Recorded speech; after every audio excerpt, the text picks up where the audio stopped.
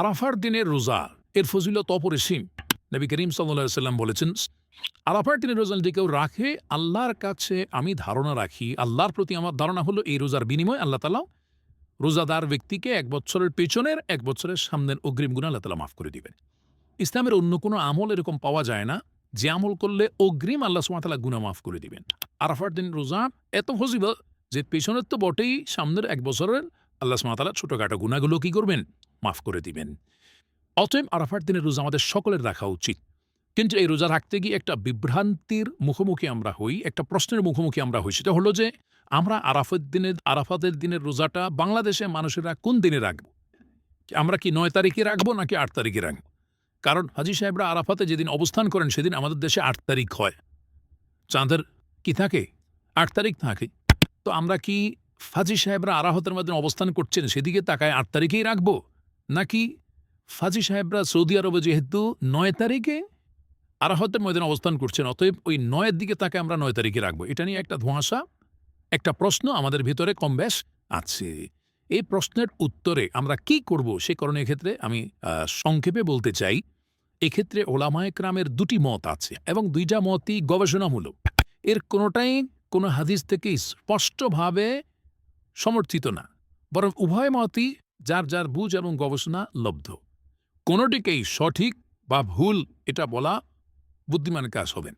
অনেক ওলামায়ে কেরাম বলেন, আমরা হাজী সাহেবরা আরাফাতের ময়দানে যেদিন অবস্থান করবেন, পৃথিবীর সকল প্রান্ত থেকেই আমরা হাজী সাহেবদের ওই অবস্থানের আরাফাতের অবস্থানের দিনেই কি রাখবো? রোজা রাখবো। এটাই হলো আরাফাত দিনের রোজা। যদি সেদিন কোনো দেশে ঈদ না হয় তাহলে আমরা রাখবো। সেটা আমার দেশে ৮ তারিখ হোক, ৭ তারিখ হোক, দেখার দরকার নেই। এটা হলো অনেক ওলামায়ে কেরামের মত। অনেক ওলামায়ে কেরাম বলেন, না, আমরা ৯ তারিখে রোজা রাখবো আমাদের দেশে। সেটা হাজী সাহেবদের আরাফাতের অবস্থানের পরের দিন হয়, অর্থাৎ এদেশে সৌদি আরবে ঈদের দিন হয়। ওই দিন আমাদের দেশে ৯ তারিখ, আমরা ৯ তারিখে রাখবো। কেন? কারণ নবী করিম সাল্লাল্লাহু আলাইহি ওয়াসাল্লাম যে আরাফার দিনে রোজা রাখতে বলেছেন, আসলে ৯ তারিখকে, জিলহজের ৯ তারিখকে আরাফাতের দিন বলা হয়।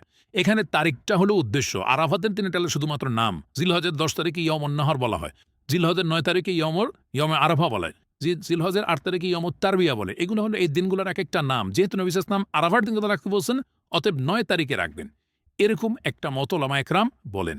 এখন আমরা কোন দিকে যাব? ৮ তারিখে রাখবো নাকি ৯ তারিখে রাখবো?